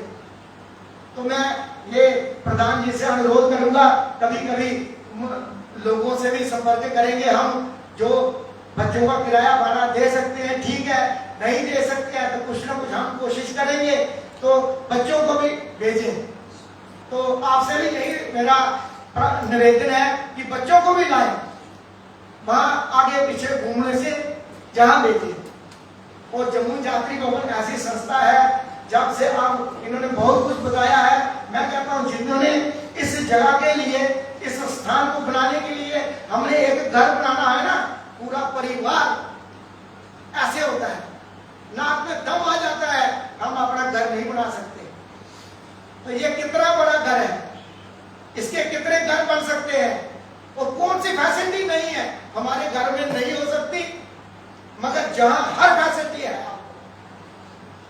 हम सब्जी बनाएंगे घर में, एक सब्जी से रोटी खाएंगे, शाम को अलग बना लेंगे, सुबह अलग बनाएंगे, कई बार सुबह की शाम तक चलेगी, मगर जहां ऐसी व्यवस्था नहीं है। तो मैं कहता हूं हमें और लोगों को भी प्रेरणा देनी है। मैंने आपको इसलिए कष्ट दिया कि आप लोग बुद्धिजीवी हैं, पढ़े लिखे हैं, विद्वान लोग हैं, अच्छी अच्छी पोस्टों के ऊपर काम करते हैं, और समाज को जोड़िए। हमारे जात्री भवन के साथ जोड़ना भी बड़ा पुण्य है। किसी को सलाह देना, किसी को अच्छा मार्गदर्शन करना, वो भी बहुत बड़ा पुण्य है और बहुत बड़ा पुण्य का कार्य है। और आप भी जुड़िए, आप तो जुड़े ही हैं, और आज पहली बार आए हैं, और साल में जरूर 2-3 बार आइए, बच्चों को भी लाइए, जब भी छुट्टियां पड़ती हैं 2 दिन के लिए आइए। और इन्होंने इतनी सुविधा बना के रखी है, जहाँ ट्रेन नहीं चलती थी, जहाँ ट्रेन नहीं होती थी, रहने की व्यवस्था नहीं थी, जम्मू के लोग आते थे, है ना। तो गंगा जो है पतित पावनी है, तो जहाँ ही अंत समय में भी जहाँ ही आना है, जैसे हमारे ब्रिजनंदन जी जिस दिन आए थे उसी दिन कहते थे हमने हरिद्वार में वो देखा था, गड़बे में डाल कर ही आते थे लोग, गड़बे में डाल कर ही लाते थे। इन्होंने मुझे कहा बहुत अच्छी बात लगी, कहते कि हमें तो वही सुना था, लोग गड़बे में डाल कर ही लाते हैं और आते हैं, है ना। तो देखिए हमारे जम्मू में कुछ नहीं है, जितना जहां देखने को कुछ है, तो जहां अवश्य आइए और अपने बंधु बांधुओं और रिश्तेदारों को भी लाइए, उनको भी परिचित करवाइए, और अच्छा जहां तक हो सकता है हमें तन मन और धन से प्रभु के चरणों में लीन होना चाहिए। घड़ी का किसी को पता नहीं है, तो हम अच्छे कार्य करें, अच्छे अपने बच्चों को संस्कार दे, अच्छी अपनी, यदि आप अपना घर सुधारोगे तो क्या होगा, मोहल्ला भी सुधर जाएगा, मोहल्ले के बाद नगर भी सुधर जाएगा, नगर के बाद शहर भी सुधर जाएगा। हम अपने घर को अच्छी व्यवस्थित ढंग से सुधारें, अपने बच्चों को अच्छे संस्कार दें, अच्छी सोसाइटी के साथ, अच्छी संस्था के साथ जोड़ने, बच्चों को भी जोड़िए, बच्चों को भी जोड़िए। आए बच्चे जहाँ देखिए भोजन करवा रहे होते हैं, बच्चों को लगाइए, जहाँ चल बच्चे आप चपाती लगाओ, सर्व करो, वाटर पानी सप्लाई करो, है ना, सब्जी दो, है ना। ये ऐसी छोटी छोटी चीजें होती है जो बच्चों को हम दे सकते हैं। तो जम्मू जात्री भवन मैं भी इन्हीं की छत्र छाया में हूँ, इन्हीं के साथ ही 10-20 साल से जुड़ा हूँ। तो हम पता नहीं हमारे से भी क्या कितनी गलती हो जाती है, तो मैं प्रधान जी से भी क्षमा चाहता हूँ, कोई मेरे से भी कोई गलती हो तो क्षमा करें। हमारा प्रयास होता है कि जितने से ज्यादा लोग हमारे साथ जुड़े। हमारा सनातन का बहुत पतन हो रहा है। साधु महात्मा है, क्या करते हैं, सिर्फ अपना मठ बनाते हैं, घर भर भरते हैं, हालांकि ना उनका बेटा है, ना बेटी है, ना बहू है, ना सास है, ना ससुर है, और मोह ममता कितनी है। कभी देखा साधुओं ने कुछ धर्मशाला बनाई हुई फ्री में खिलाते हुए? चलो इकट्ठा करते हैं, और ऐसी संस्था के साथ हमें बड़े लोग हैं, गुरु धारण किया हुआ है, और इतना कुछ निशावर कर देते हैं गुरुओं को। ठीक है, गुरु की वंदना होनी चाहिए, उनका भी सहयोग करना चाहिए, मगर ये देखिए क्या जो हम उनको डोनेशन दे रहे हैं, क्या वो सदुपयोग हो रहा है या नहीं हो रहा है? यहाँ एक गुत्थी चावल जम्मू के लोगों ने, किसी ने 10 किलो चावल लगाए हैं, किसी ने कुछ लगाया है, किसी ने 5 लीटर तेल लगाया है, जहां एक भी कण चावलों का वो वेस्ट नहीं जाता है। 1 रुपया भी किसी ने दान किया है वो मिसयूज नहीं होता है। तो एक एक कण भी हमारा किसी के मुंह में पड़ता है। अन्न, कोई अन्न का दान दे रहा है, कोई धन का दे रहा है, कोई वस्त्रों का दे रहा है, कोई बेड दान कर रहा है। हमें अपनी पूंजी से जरूर कुछ ना कुछ अवश्य करना चाहिए, क्योंकि साथ वही जाना है, साथ वही जाना है। तो मैं अपनी वाणी को विराम देते हुए बहुत समय ले लिया, और पता नहीं कुछ आपको अच्छा लगा मेरे विचारों से या नहीं अच्छा लगा, उसके लिए भी मैं आप सभी से क्षमा चाहता हूँ। और एक बार और प्रधान जी के चरणों में मैं कोटि कोटि प्रणाम करता हूँ। और जब मैं इन्हीं के पास बैठता हूँ, कभी जाता हूँ, तो मुझे ऐसे होता है कि जैसे बैटरी डेड होती है ना, मैं जब इनके पास जाता हूँ तो मैं साक्षात इनको भगवान का रूप मान करके ऐसे चार्ज होता हूँ कि मैं देखता हूँ इतनी एज में ये कर रहे हैं तो हम क्यों नहीं कर सकते। तो हमें इतनी ऊर्जा आ जाती है, शक्ति आ जाती है। तो इनको भगवान ने सब कुछ दिया हुआ है, मगर आपने 3 दिन से देखा है इसी काम में लगे हुए हैं, दिन रात आपके साथ, कोई आराम भी नहीं करते। हमें फिर आलस आ जाता है आराम करने के लिए। इनका एक ही पीड़ा है, सनातन की सेवा करें। तो कितने लोगों में कोई श्राद्ध रखे हैं, कोई गुरु का के पाठ करवाते हैं। ये क्यों करवाते हैं? कि हमारा सनातन लुप्त नहीं हो। रुद्राभिषेक क्यों करवाते हैं? लोगों को पता चले हमारे सनातन में ये मंत्रों में इतनी शक्ति है, इतनी ताकत है, मोक्ष वगैरह है। अब लोग बूढ़े हैं, कोई बच्चे बाहर हैं, वो पैसा है, मगर सामान कौन करेगा इकट्ठा, अरेंजमेंट कौन करेगा? पैसा है और इधर देखो सारी व्यवस्था हो जाती है। और तीर्थों में उद्यापन करने का 1000 गुना पुण्य मिलता है। तो इसलिए छोटे छोटे इन्होंने, कोई श्राद्ध हो रहा है, कोई नवरात्रों के पाठ हो रहे हैं, कोई रुद्राभिषेक हो रहा है, कोई पूर्णमासी का उद्यापन कर रहा है, कोई एकादशी का कर रहा है। मैं कहता हूँ इनका एक ही लक्ष्य है कि लोगों को सनातन के साथ जोड़े। और इन्होंने क्या किया है, इन्होंने एक बार और सुनाऊं आपको, इन्होंने लोगों के घरों में किचन में घुसेड़ दिया है सनातन। प्रधान जी ने किचन में घुसेड़ दिया है सनातन। कैसे? मैंने, हमारे जो सहयोगी हैं, मित्र हैं, मेरी सास टीचर भी है मैडम, तो वो बोलती है हमें पता नहीं एकादशी कब होती है, हमें पता नहीं पंचम कब पढ़ते हैं, हमें पता नहीं पूर्णमासी कब आती है।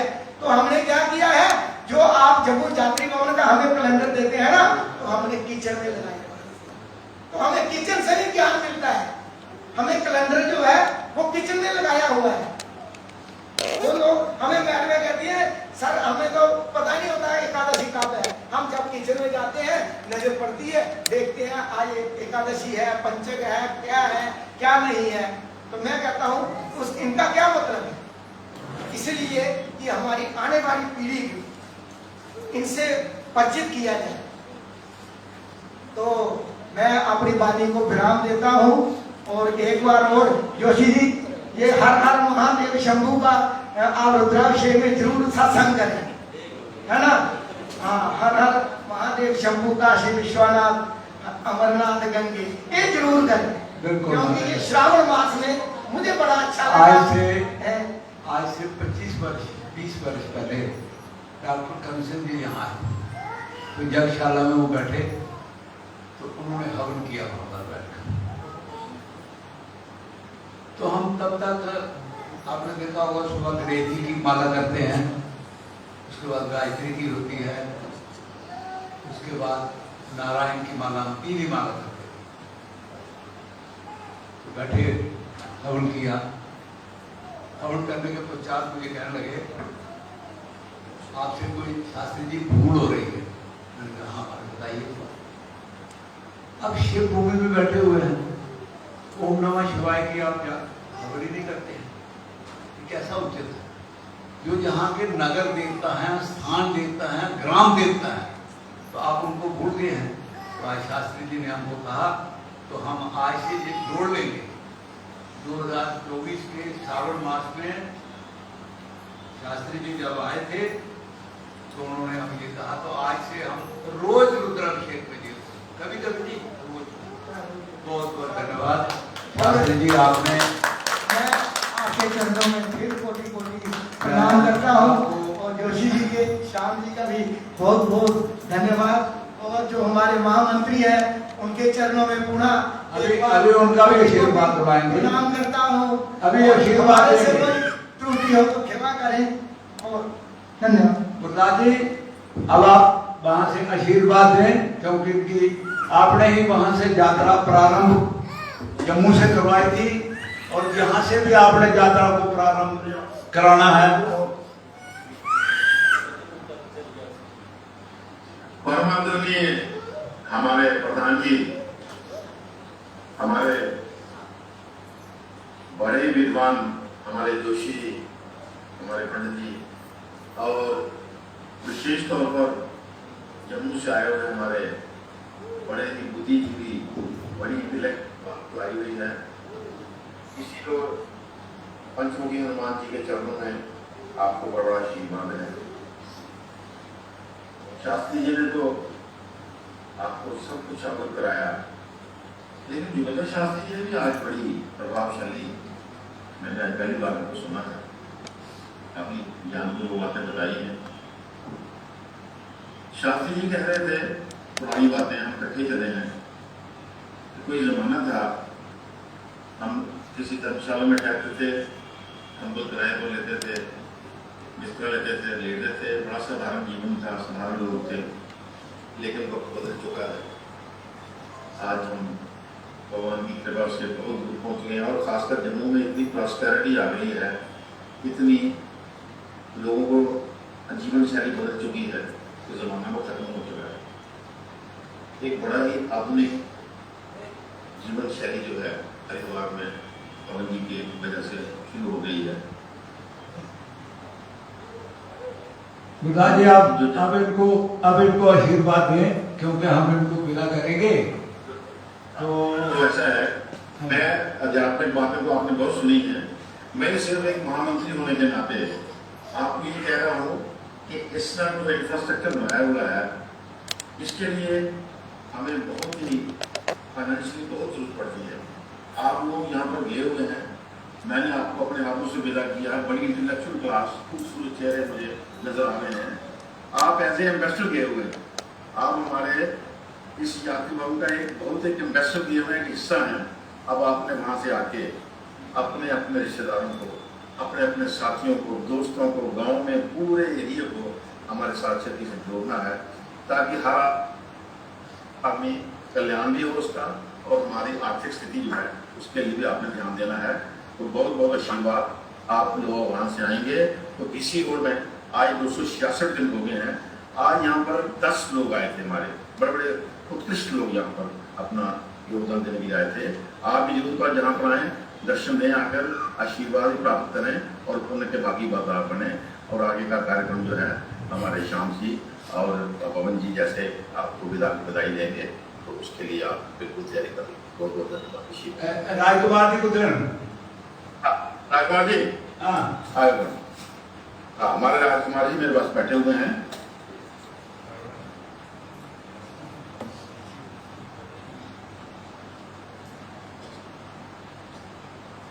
बड़ा टाइम हो गया, मैं जान दे मेरे गल है, मैं तुझे एक गल राजकुमार जी, ये बड़ा टाइम हो गया, मैं ये लेट हो जाना है।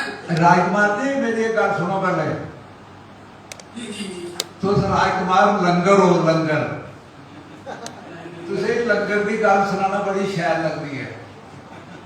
मैं थोड़ा विचार आया, आप सब लोगों को बता दूं, तुझे सारे लोगों को दसा कि सारा जब तुम रोटी खाते हो ना, जियां शास्त्री जी ने एक गल की थी कि महाराज उत्थे तो 1 किलो चौल भी जो हिसाब होंदा। असे यात्री भवन के लंगर कोई 1995 शुरू हुआ, भवन का निर्माण 98 शुरू हुआ, फिर उन्होंने 3 साल पहले रसोई वाला काम शुरू हो रहा। उसके बाद असे इसी सिस्टम की जो मॉडर्नाइज करते हैं ना, ये जी चीज़ा तुम दिखा रहे हो, ये धर्मशाला सिस्टम नहीं है, ये बड़ा उच्चे लैवल का सिस्टम है। अस इतने बैठे रहे, गल उत्थे हुआ करती है, अस उत्थे इतने थोड़ी रसीद कटवा रही है, तो जम्मू साढ़े पोर्टल पर चढ़ा करती है कि मेरे जोगिंदर शास्त्री ने इन्ने पैसे दिते, फलाने ने 1 किलो चौल, मतलब साढ़े जो पोर्टल है वो चढ़ा करती, मतलब धर्मशाले का कोई सिस्टम नहीं है, वो बड़ा अगे है। लंगर साहब मैं तुझे दसा कि अज मैं राती काफ़ी देर तक 12 साढ़े 12 बजे तक कोई जी सारा टोकन कटाउंदा मैं उसे दिखा रहा। बड़ी प्रसन्नता की गल है कि 5 साल यात्री भवन शुरू होने के बाद मेरा लगभग 98 से शुरू हुआ कि 2005 6 7 लगभग 10 का लगभग असं टोकन शुरू किया 2010 मतलब वो पिछले 13 साल छोड़ी है अगले 13 साल तोड़ी अज तोड़ी लंगर साहब जी तो सब्जी भेज दो तो जेडे तू आलू दड़ादड़ भेजते होंगे हो 5,67,766वां लास्ट ओपन नंबर से आ जाना 5,67,766 जो लास्ट टोकन अज कटवा ना ब्रेकफास्ट करने वाले 1,68,97 लोग जिन्हें ब्रेकफास्ट किया 2,36,629 लोग दोपहरी की रोटी खाती 1,63,040 लोग शाम वेले की रोटी खाती ये साधु महात्मा शामिल नहीं है लेकिन पिछले 13 साल का 13 साल का आंकड़ा अगर 13 साल का और जोड़िया जा तो ये 5,67,000 बनता तो उसी 2.5 लाख का और जोड़ मतलब इन्नी संख्या नहीं है घट ही लेकिन 2.5 लाख का जोड़ जोड़ो तो लंगर साहब जी थोड़ी सेवा लगी रही है 7.5 लाख लोगों को वध निःशुल्क भोजन दान हुआ है जिन्हें शास्त्रियों ने आख्या बड़े बड़े लोग लंगर लाए थे बड़ी बड़ी सभा बड़े बड़े आश्रम 5 रुपए चाहिए 10 रुपए रोटी दे या 20 रुपए चाहिए मतलब बिना पैसे का कोई गल नहीं लेकिन थोड़ा एक कोई यात्री कौन ऐसा है कि जिन्हें 7.5 लाख लोग की निःशुल्क तो दसो उस रोटी का पैसा मंगे थोड़े को चाहिए पैसा मंगया मैं जब वो शुरू किया तो मैं एक दफा रेला जा करता हाँ तो बड़े सारे लोग सफर करा करते कोई कटड़े रहे कोई अगे पीछे चर्चा करा दी ये जो जम्मू यात्री भवन ने मुफ्त रोटी का एक कंसैप्ट कढ़िया ये जो दाल फसाने वाला कंसैप्ट है लोगों की आकर्षित करने का कंसैप्ट है उन्हें लोग ये पता ना हा कि इतने जम्मू यात्री भवन में कोई सेवक भी बैठा चर्चा कर रहे मेरे से गए तो मैं यहाँ ऊपर सीट ही होगी लम्बा पेदा मैं सुनता रहा सारी गल फिर थले आया तो सारे लोग अच्छा अच्छा शास्त्री जी साड़ी कोशिश ये है कि तुसी थोड़े बहुत पैसे जरूर लाओ ये चलता नहीं है मैं कहा महाराज तुम जी व्यवस्था चलाते हो तुम चलाते हो इससे व्यवस्था ठाकुर जी चलाते हैं और मैं बार बार सारे आगे प्रार्थना करना भी प्रधान नहीं आता भी बड़ा अपने आप कष्ट महसूस होता प्रधान क्यों मैं तो सेवक हाँ नौकर का मालक बनिया मैं तो गड्डी नहीं चलती है मालक का मालक है वो तो गड्डी चलती है इस करके कि नौकर के रूप में देखा करो और वह प्रधान मैं सेवक हाँ उस घर जिदा मर्जी संपन्न कारोबार होया जिदा मर्जी बड़ा घर गृहस्थी होया बाप घर होगा तो घर गृहस्थी चल गई जे पुत्र बाप बनिया तो घर गृहस्थी की टूटी टूटी इस करके तुझे मीत कदे प्रदान नहीं कर सदा गलत मी जम्मू यात्री को ठाकुर जी दसे और जब तक मैं अपने आप ही प्रधान नहीं समझू तो जम्मू यात्री पर उन्हें दौड़ना है तो जिस दिन मैं अपने आप से आकर मैं जम्मू यात्री का प्रधान उस दिन ही ब्रेका लगना शुरू हो गया क्योंकि मैं आना वो ओढ़ इस वेला गड्डी उनका बोला कि गड्डी मैं अपने हाथ नहीं लैनी, मैं क्लीनर का बन रहा हूँ। तो महाराज ने की आशीर्वाद दो ताकि असने चाह पिलाई है मेरा कर्जा राजकुमार जी। बाबू जी हाँ जी भाई हेलो जी।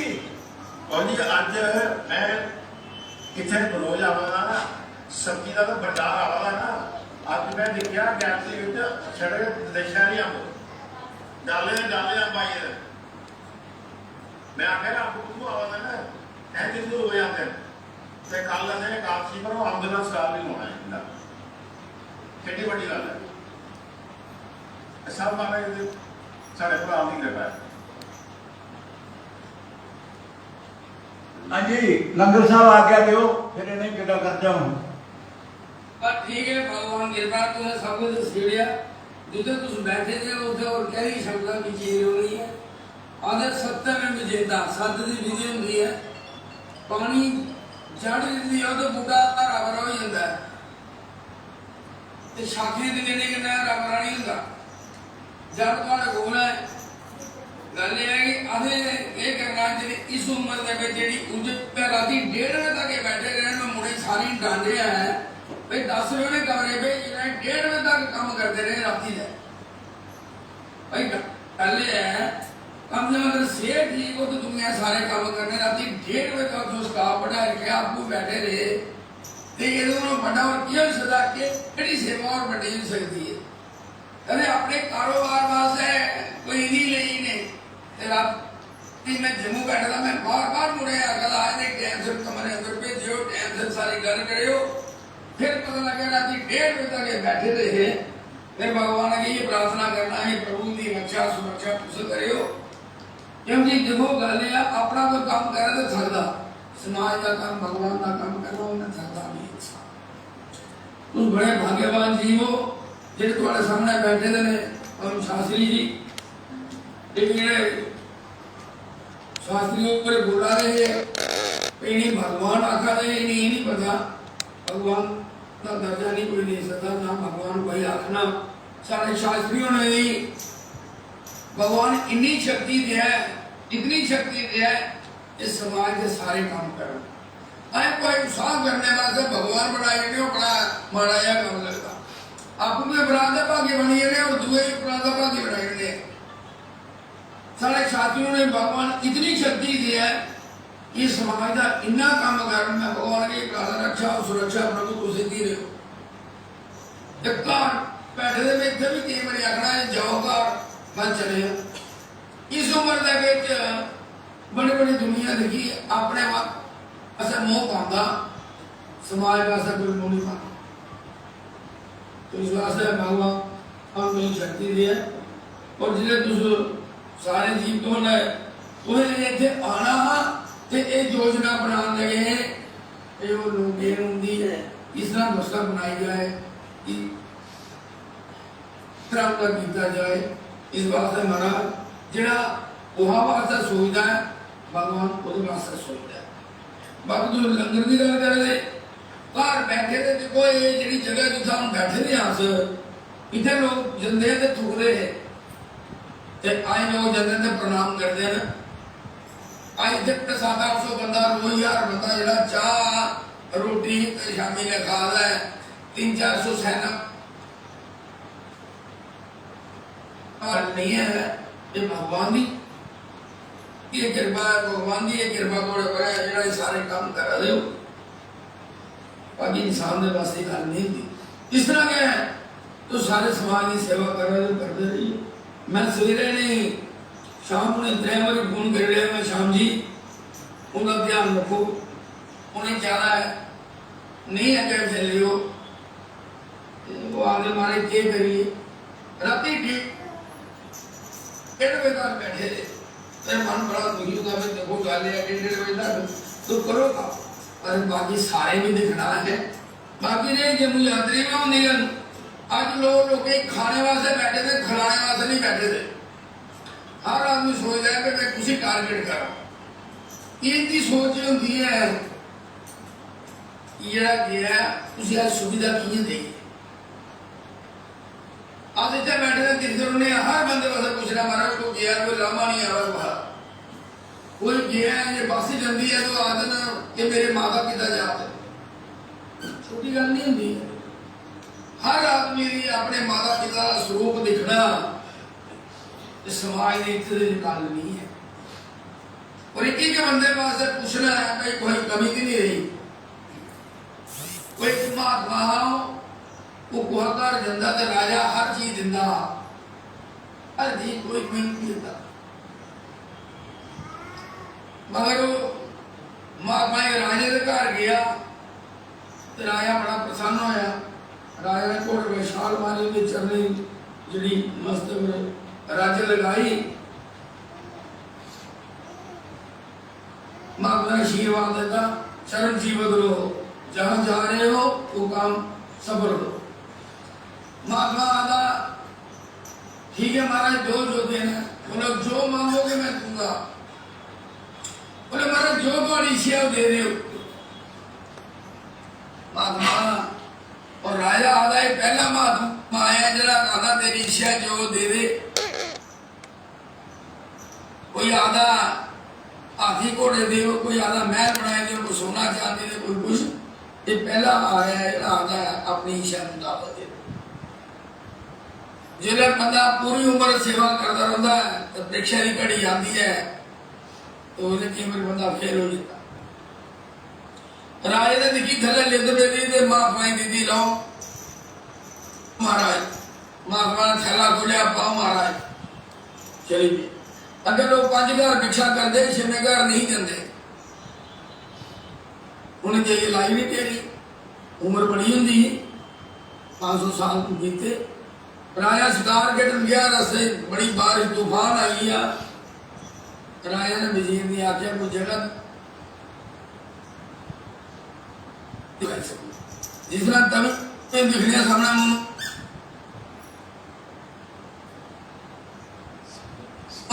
जगह द्वार खड़काया, महात्मा बाहर आया, उन्हें क्या महाराज मेरा राजा आया, बारिश बड़ी तूफान है, आओ महाराज। उन्हें दबाव खोली दी तो सारे राय ने बाण किया, उन्हें क्या भूख लगी रोटी लगे जो तेरे मुताबिक कमरा खोल ले। बड़ा आलीशान कमरा वो खोलिया, वो पूरा गुरदास जी लाइट ऑन करो, लाइट ऑन करो, गुरदास जी लाइट ऑन करो। हाँ जी लाइट ऑन करो, लाइट ऑलरेडी आ रही है बता दिया नहीं। लाइट छता की लाइट मारो ना। हाँ लाइट मारो। राजा ने आख्या हाँ करवाओ ना। मैं इस रिश्तेदार आया मत लाइट नहीं आ बस ठीक है, बस ठीक है। मैं 2 रोटियां खाने की हर गल का ध्यान रखना।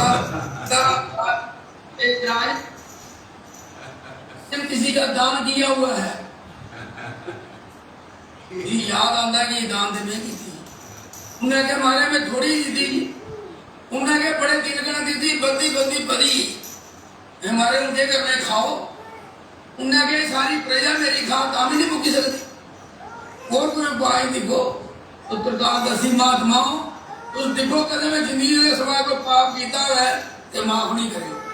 ये किया माफ दे। महात्मा ने देखा वाकई कोई पाप नहीं किया देना।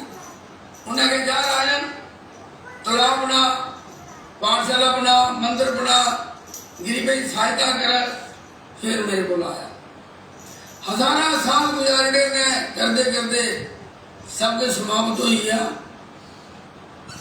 अपने बस्तर भी बिकी है, वापस आया। उन्हें क्या महाराज, उन्हें क्या आया आया सामने जिन्नी उन्हें दी थी मेरी उन्हें खा रही जो दौड़ लगा। उन्हें ठहरो, उसी ने अग्नि लगाई, पूरी गोमूत बनाई, पानी को लिया पी ले।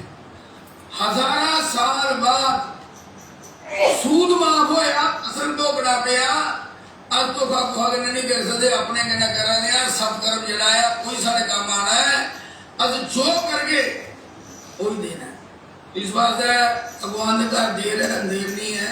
सत्कर्म करिए जो लेकिन हर चीज मिलनी है। अच्छा करके सारी पीढ़ी दर पीढ़ी जी सुखी रोनी है। आदे जो दे गया वो सब ही ले गया, जो जोड़ गया वो सब ही छोड़ गया। देने के लिए सब ही लेना करना है, जोड़ने के लिए सब छोड़ देना करना है। ये जो समाज है, ये जो जम्मू यात्री भवन है, एक कल्पद्रुम है।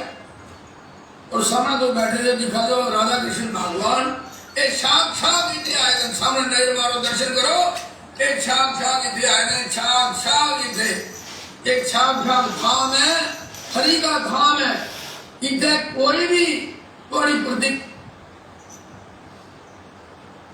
खाली नहीं जा सकती, कोई भी प्रतिज्ञा करिए जाके हो, कोई भी कुछ करिए जाके हो, खाली नहीं जा सकती। जरा एक राजा है, एक धर्मदार राजा है, एक धर्मदार राजा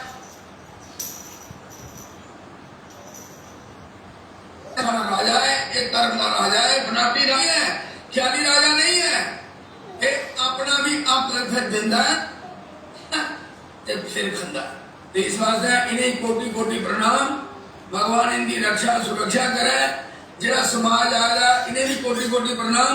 एड़ा जम्मू यात्री भवन है, समाज चला है, अस नहीं चला, ये कुछ लोग चला दे, थोड़े ही पैसे कने समाज चलना है, साढ़े कने नहीं चलना। इस बात है साढ़े शास्त्री जी भी बैठे, पंडित जी ये जा देन, ये विद्वान आदमी रोज रुद्राभिषेक, रोज अपना नौकरियां की पूजा होनी, हनुमान चालीसा होना, रामायण का पाठ होना, सुखसागर का पाठ होना, जितने ये चीज होनी थे साक्षात नारायण स्वयं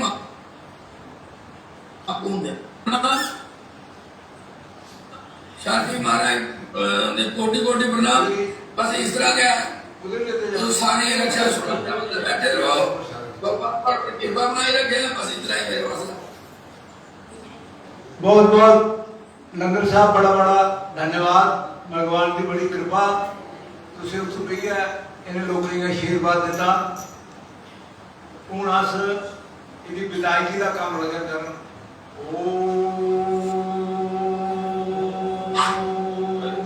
सर्वे भवन्तु सुखिनः, सर्वे सन्तु निरामयाः, सर्वे भद्राणि पश्यन्तु मा कश्चित् दुःखभाग् भवेत्।